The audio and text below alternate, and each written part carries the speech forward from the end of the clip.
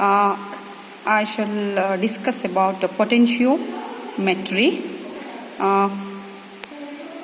Potentiometry is an instrumental method of analysis used to determine the concentration of a substance in a solution by measuring the potential difference between the reference electrode and an indicator electrode dipped in the solution. So usually reference electrode used is a calomel electrode and the indicator electrode used is a platinum electrode. So the electrode potential of an indicator electrode can be represented based on a Nernst equation, that is E is equal to E naught plus 2.303 RT by NF log concentration of Mn plus.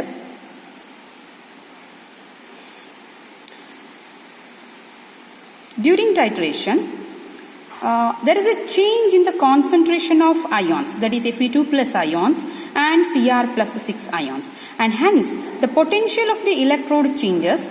There is a sudden, here if you take potassium dichromate and FAS as a solution, then there is a change in the concentration of Fe2 plus and Cr plus 6 ions, and hence the potential of the electrodes changes.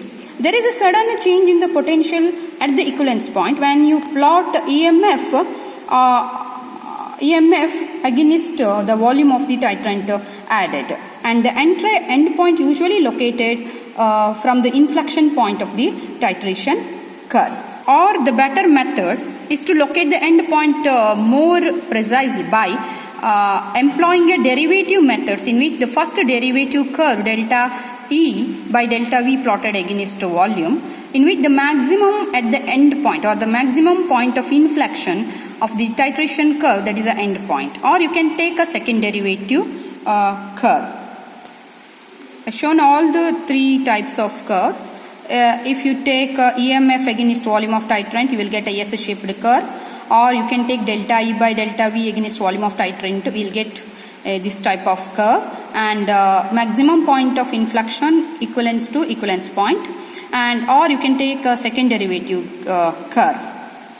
Usually in the potentiometric titration we prefer first derivative curve, so it is easy to locate the end point.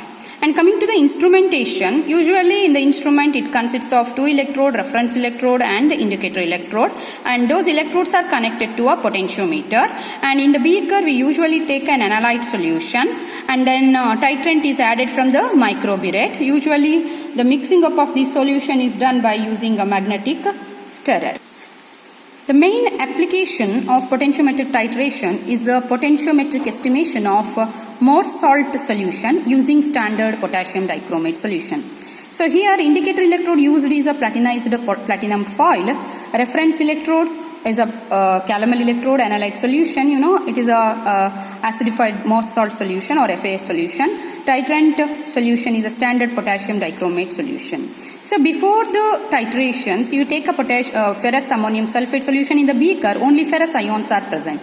As you introduce a potassium dichromate in a small quantity, a small portion of Fe2 plus ions oxidize to Fe3 plus ion. Simultaneously Cr6 plus ion get reduced to Cr3 plus ions. We can write the reaction like Fe2 plus interact with the Cr plus 6 forming Fe3 plus and Cr plus 3 ions. Thus, the presence of Fe2 plus and Fe3 plus ions set up the redox electrode. The change in concentration usually picked up by the indicator electrode, and we can represent as platinum Fe3 plus Fe2 plus.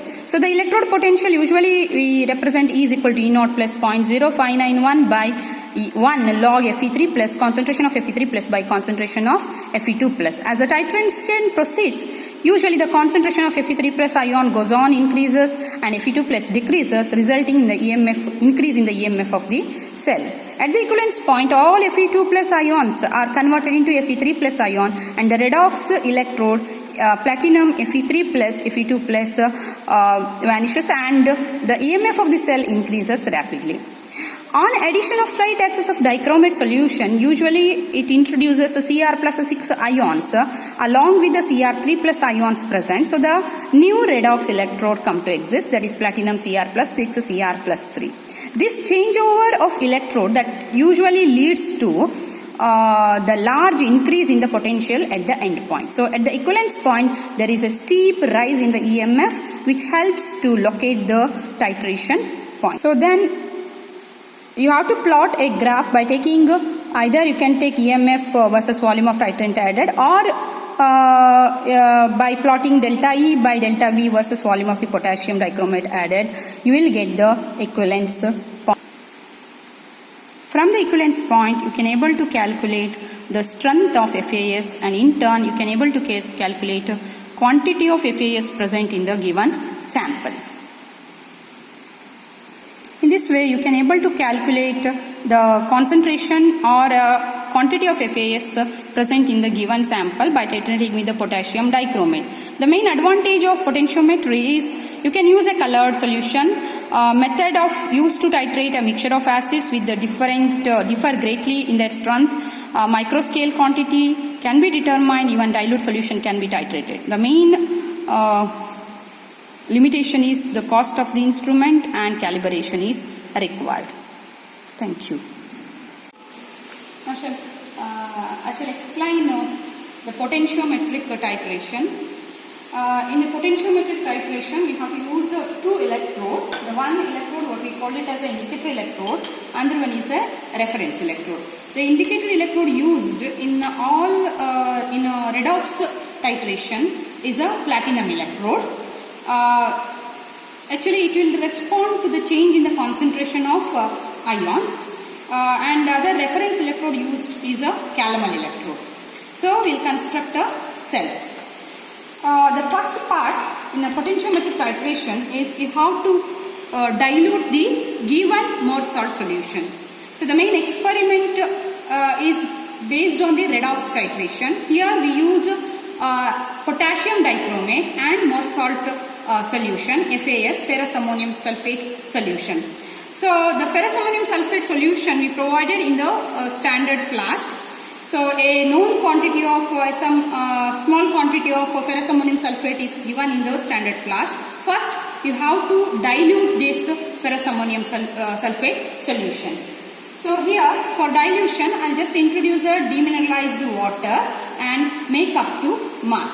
Add distilled waters and make up to mark.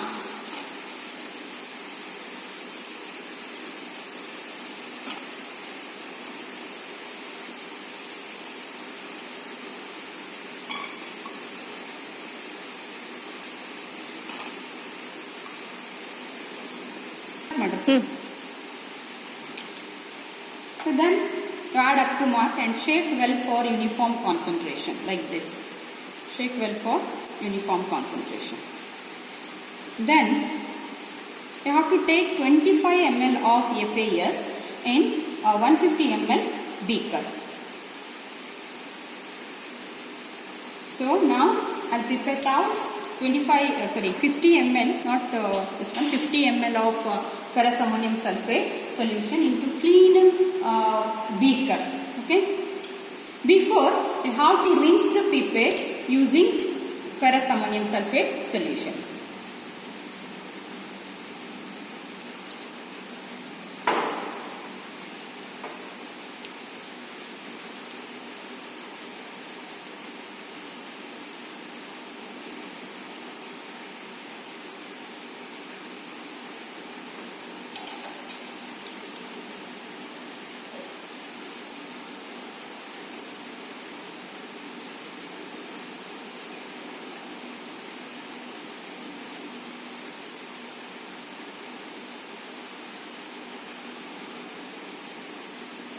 So now I pipette out 50 ml of FAS solution, and then I introduce to beaker.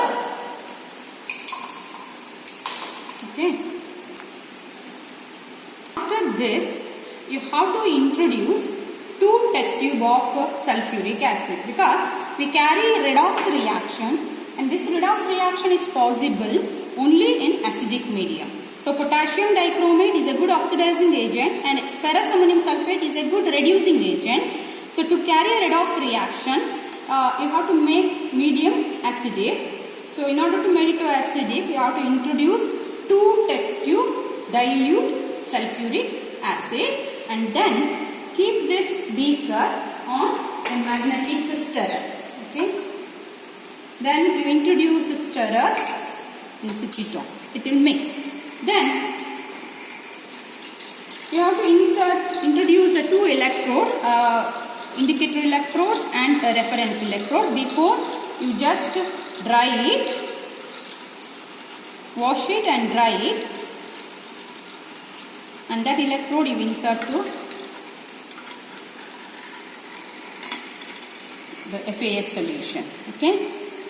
Then first you will get a reading, the first reading, and in the observation part you have to take volume of potassium dichromate, second column E, that is EMF of the solution.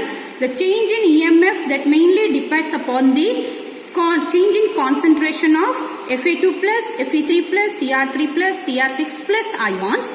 Then you have to take delta V, the difference in the successive interval of the volume, added volume, delta E, the difference in the EMF, then finally delta E by delta V. The first, without adding volume of, without adding potassium dichromate, I'll note the cell potential, that is 296. Okay. Then I continuously introduce potassium dichromate with the increment of 0.5 ml. Okay. So the mix, it will mix. Okay. And here there is a fluctuation in the reading. So you have to take the reading until there is no fluctuation. There should not be any fluctuation. Okay. And that reading you have to take. So now it reads like 381, 382, 384. You can take some mean reading, and that reading you have to write it here. So after adding 0.5 ml, I'll get 383. Okay, then again you introduce a 0.5 ml of potassium dichromate. Wait for a while until you will get a constant reading. So you have to introduce a potassium dichromate up to 10 ml with the increment of 0.5 ml. Okay, you have to take like after adding 0.5 ml, you will get 383. Here now it is a 407. Then again I'll introduce a 0.5 ml and I'll wait until I'll get a constant reading. So the constant means there should not be any fluctuation in the reading. So now it becomes 426. That way I continuously I'll introduce 0.5 ml of potassium dichromate and then I'll take the reading. When I add 5 ml of solution, I'll get a potential around 789.